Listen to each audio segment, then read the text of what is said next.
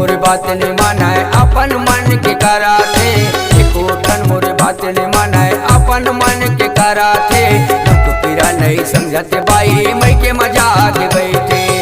दुख पीरा नहीं समझते डौकी मई के मजाक बैठे। का दुख लगोठियावा भाई डौकी है नहीं आवा थे। डौकी बैठे है आज मई के मजाके। बाई बैठे है आज मई के मजाके।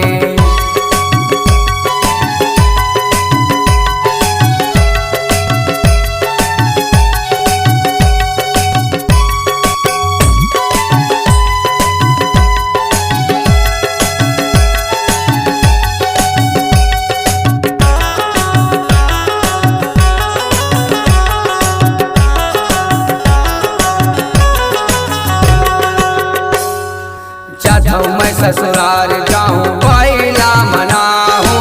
जाता हूँ मैं ससुराल जहाँ डोकीला मनाऊँ। नहीं मानी तो बढ़िया वकीला लगवाऊँ। नहीं मानी तो मैं हाँ तलाक करवाऊँ। का दुख लगोठियावा भाई डौकी है नहीं आवा थे। डौकी बैठे है आज मई के मजाके।